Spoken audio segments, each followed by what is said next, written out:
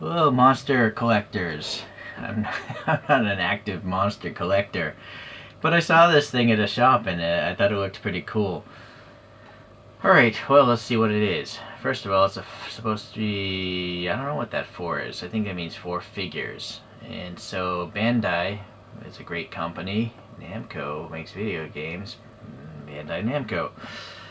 Hypermodeling Godzilla vs. Kong from the 2021 movie. I haven't even seen this movie. I've only seen like Kong Skull Island, which I actually thought was pretty good. And then this toy set came out in 2022. This is made by Plex. Okay, that must be the Plex logo. I've never owned anything from those guys, but I guess it's really well. I don't really know. I don't know if the Plex made this or if Bandai made this. Well, not really sure. So here we're going to be talking about Kong. I have no real desire to get the skull crawler. It's just a weird looking, ugly looking thing. Okay, but there's a Mecha Godzilla, and then there is a Godzilla, which maybe I'll pick up at another time. And there you go. So someone did a YouTube video on this. I haven't watched it myself. I don't want to be swayed by other people's videos. But the boxes can nest together to make a nice little scene, right? And then there's just images, so they look roughly around the same height. Which leads to the scale. So I looked up from this movie. King Kong is supposed to be 102 meters in height. So we're going to see roughly what scale this is. Some tape going on here. Hold on.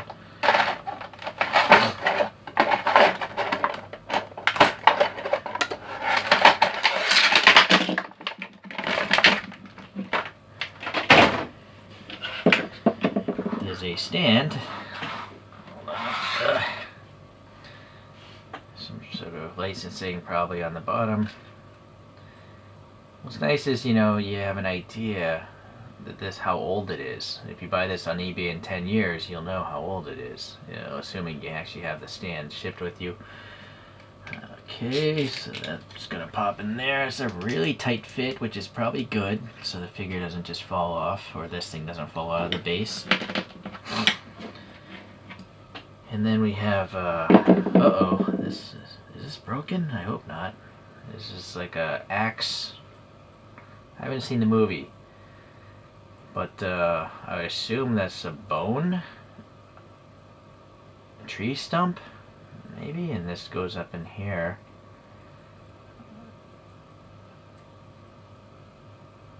Alright, it has to go a certain way. It's literally molded to fit that shape on this side, so it's a really nice seamless finish.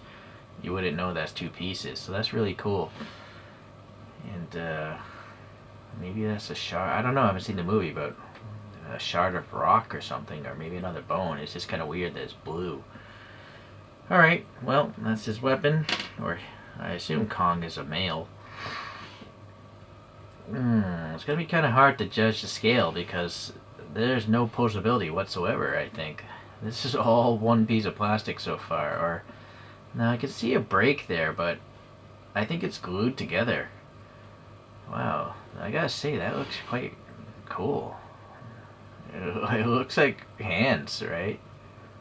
The texture of it, the way it's painted, like there's a little bit of a light and dark washes going on there, so it looks very nice, very impressive. Granted, I've never looked at the bottom of a gorilla's foot before, but to me it looks good.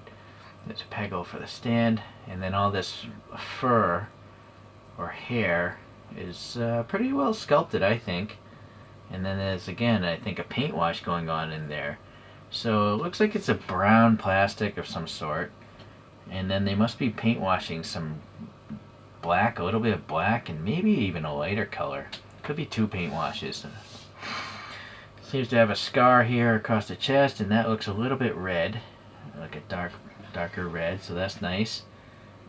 Yeah, look at the little teeth and stuff. I mean, look how small his mouth is compared to my fingertip, right? But it's well painted. And his mouth goes in quite a bit. Right? Look, I can use my dental pick on his teeth. But yeah, that's pretty good. I had depth in there. And then two tiny eyeballs. Look at that. I mean, his eyeballs are maybe 1 millimeter, 2 millimeters tall, and yet, oh man, it's really hard to get in there. I think you can see like yeah, that eye particular, right? So it's like a yellow eye and a tiny black dot. That's really impressive. I would have a hard time painting that. Look, I mean, it's really recessed, you know. So I'm not even sure how they did that. Like, if it was done by hand, how did they not get paint around the edges and stuff? Because that's so recessed. Very impressive. All right. So the head, again, no movement. It looks like separate pieces for the head and the arms, but it's just one figurine statue. Yeah, it's very rigid. This is all solid. Just the weight of the guy. I'm pretty sure it's just solid plastic. Alright, well, that would explain then why this weapon is two pieces, because if it can't move any of the arms around, you probably have to put this through here. And I think there might even be a direction for that.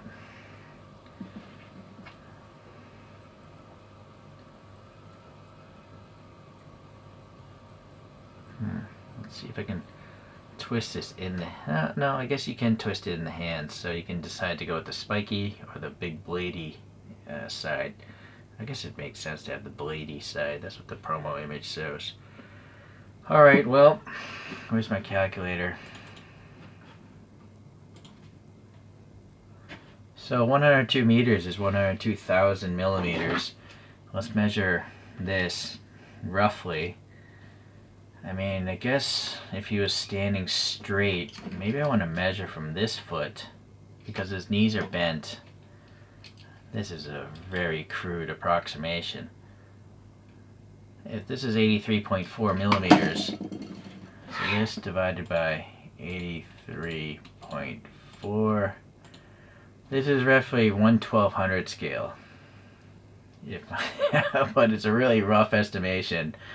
And yeah, that would pretty much make Kong a giant. Being 100 meters tall, that's really tall, right? I mean, that's like a 20-story building, right? Well, 3 meters in a wall, 2 meters in a 3 meters. I don't know. I can't do the math. Sorry. All right.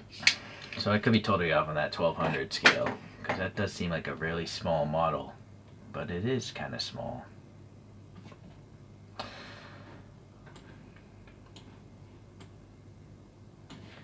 Okay, so the last bit, really, since there's no articulation, is just to pop this on the stand. Wow, that's really tight, though. Alright, but if you twist it in, it will go in, but, well, maybe for the first time. The problem is, the stand isn't between the legs. I guess you can have a diving, angled attack. That doesn't make any sense at all. Maybe if you'll have an airplane there, a really big airplane. But I think now that I have that hole loosened up, I can maybe get it in again the second time. Yeah, you can. Alright, so I'm assuming that's the intention of the design, to actually have it go between the legs like that.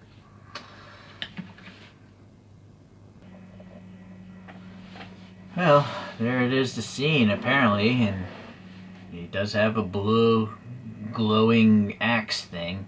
There it is over in that scene as well. Not sure why. And I just stumbled upon this. Some cute looking figures from representing that movie.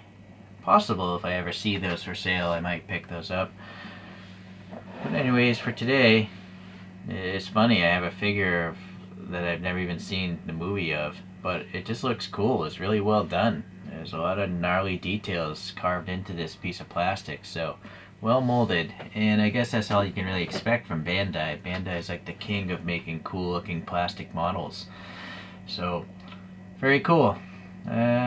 Maybe I'll pick up the other ones. We'll have to see what happens. Thank you for watching today, and we'll see you in the next monster video.